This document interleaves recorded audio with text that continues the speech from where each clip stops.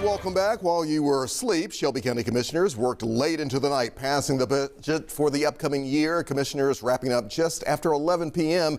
as they worked through a 72-item agenda, ultimately passing Mayor Lee Harris's $1.7 billion spending plan. Here to talk more about what passed and what didn't is the mayor himself. Mayor, welcome back to the news at 3. A lot went on last night. Let's talk about this budget. Sure. What does it really offer the taxpayers? So the budget has a tax rate, which I proposed, of $2.69. Okay. That's 70 cents lower than the current tax rate, which is $3.39. So this is the 7th time in a row that I brought a budget and delivered a budget result that has no property tax increase. I'm the only county mayor in many decades to be able to say that. At the same time, we were able to make strategic investments. Right. So we're going to have a $40,000 minimum wage. We're going to have the startup money for a focused crime lab, which is the #1 public safety priority in the area right now. And we're going to do a whole host of things. We're going to stay on track with Regional 1 and Frazier High School. And so it was a long night, but overall, I think we got bang for our buck, and we kept the load light off of taxpayers' pockets. We like hearing that, but as you know, a lot of commissioners still debated the possibility of raising the property tax rate. Does this budget still give us most of the things you feel that we need? I think so. I think we've got a lot to work with, and I think for the next year, I'll be working with DA Mulroy and law enforcement agencies to make sure that we can solve more crimes in Memphis and Shelby County. And part of that process is the Focused Crime Lab, right? The Focused Crime Lab will support those investigations and help us to deliver results when there's DNA found at a crime site, help us with ballistic testing, and help us to get into computers and to cell phones quickly as possible to identify culprits. So I'm optimistic. Talk to us more about that crime lab, though, at least the money for it, because I remember a couple of weeks ago, I believe the original asking price was around maybe $5.5 million, and I think the county commission last night only approved about $1.5 million. Can you still get the work done that's needed? So that's right. We proposed over $5 million. Commissioner Mick Wright was leading the effort to make sure we got $5 million. I think at some point Commissioner Ford might have reduced it, and so it came in at about $1.5 million. But either way, we have some startup money to get rocking and rolling on that, because that's a huge public safety concern, and the public would like us to see more in terms of public safety.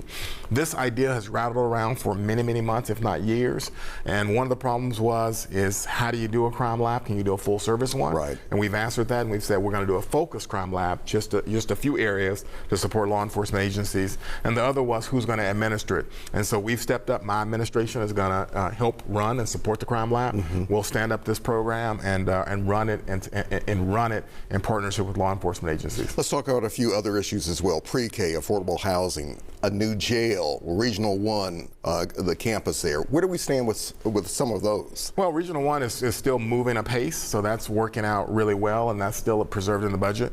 The jail is built in the 1980s, which again, for folks who've invested in property, that's not that old. Right. And so I think there is a contest for sheriff coming up in 2026, and I think we're going to hear some real competing visions among those sheriff candidates about what they would do to stop some of the crises that are occurring regularly in the jail. I'm not sure building the building is going to combat those crises at all, and so that's not funded in the proposal. But I think again, you're going to hear from those candidates. I think there's a Mr. Hubbard running. I think somebody who works for the sheriff is running, and so we're going to hear those visions about how we're going to protect the folks in that jail and how we're going to correct what's been happening in that jail, because it's been, as you know, in crisis for many years. It really has been for, it seems like, almost decades.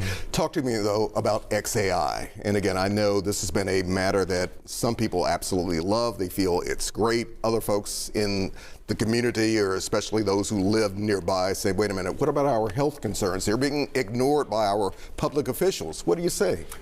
Well, I know they're not being ignored, and for at least for my part, our air and our water and our land are a top priority, and I want to do everything I can in the last 13 months I have left to make sure that those are protected. So even recently, I nominated Keyshawn Pearson, who's one of the young guns in Memphis and Shelby County, who's really been a vocal spokesperson to protect our air from pollution. And he's been on the news a lot, often criticizing me, but that's neither here nor there. The most important thing is that we have the very best people with the technical expertise to protect our air, water, and land. And so I've nominated him recently for the Air Pollution Control Board. I'm hopeful that he accepts that nomination. generation, because we really need young folks like him who are able to articulate our future to bring their talents to bear to protect and help all of us. One last thing very quickly. What about the grant program, Edmund Ford Jr.? I know you and I have talked about this issue many times. Where do we stand with that? Well, the commissioner made an exception for him, and they continue to make an exception for him, and that's discouraging.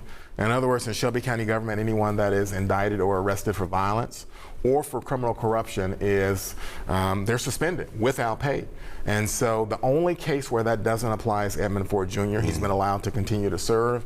He's been allowed to continue to make grants, even though he's the subject of a criminal corruption indictment for making grants. And so anyone else in Shelby County government with that type of allegation in the air would be absolutely suspended without pay. And the commissioner's made an exception for Edmund Ford, and it's discouraging. Mayor Lee Harris, as always, glad to have you on. Absolutely. All right, Absolutely. we'll do it again. Absolutely. All right.